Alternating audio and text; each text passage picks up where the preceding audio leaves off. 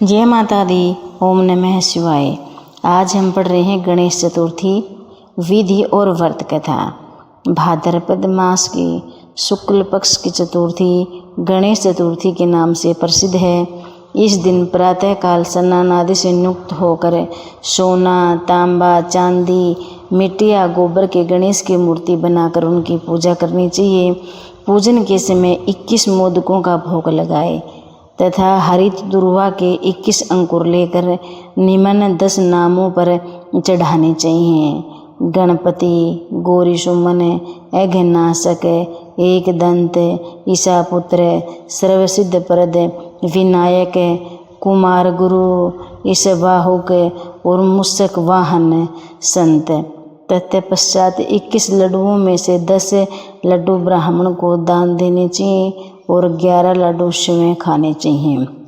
गणेश चतुर्थी की व्रत कथा। एक बार भगवान शंकर स्नान करने के लिए गोमती नामक नदी पर गए। उनके चले जाने के पश्चात पार्वती ने उनके तन की मैल से एक पुतला बनाया। उनका नाम उन्होंने गणेश रखा।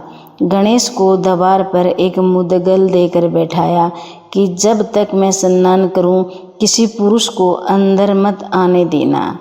गोमती पर स्नान करने के बाद जब भगवान शंकर अंदर आए तो गणेश जी ने उन्हें द्वार पर रोक दिया।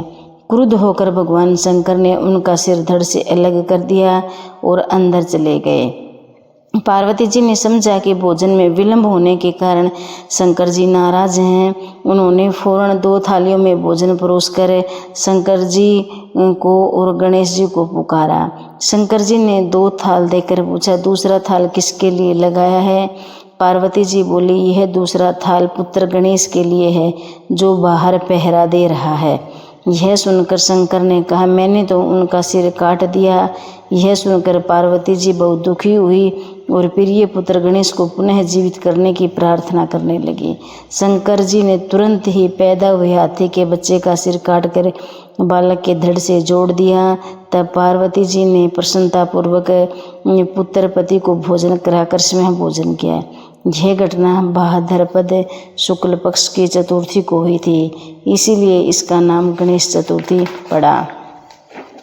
भाद्रपद मास की चतुर्थी को चंद्र दर्शन से लगने वाला कलंक, यानी कि आप चंद्र दर्शन नहीं कर सकते, खासकर कुछ समय के लिए इस बार चंद्र दर्शन करना वर्जित रहेगा। पौराणिक मान्यता के अनुसार भगवान गणेश ने चंद्रमा को श्राप दिया था। भादो मास की गणेश चतुर्थी के दिन चंद्र का दर्शन करना निषेध किया गया है, किंतु अनायास ही चंद्रमा दिखाई देने पर किसी भी प्रकार का कलंक लगने का दोष का भय बना रहता है।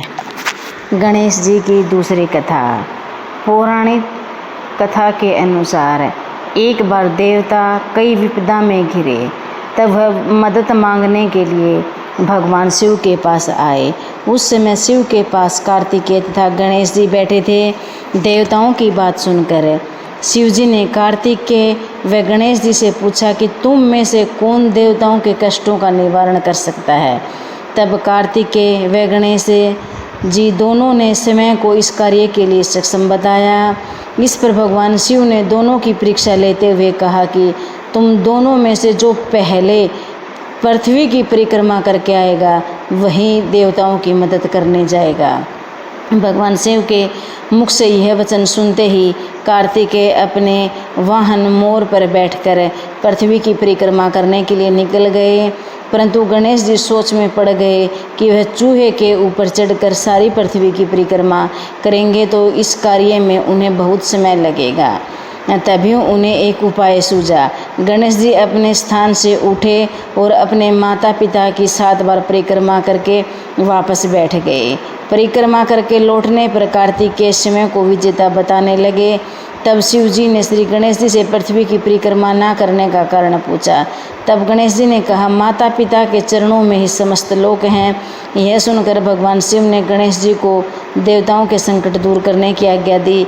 इस प्रकार भगवान शिव ने गणेश जी को आशीर्वाद दिया कि चतुर्थी के दिन जो तुम्हारा पूजन करेगा और रात्रि में चंद्रमा को अर्घ्य देगा, उसके तीनों ताप यानी दैविक ताप, दैहिक ताप तथा भौतिक ताप दूर होंगे।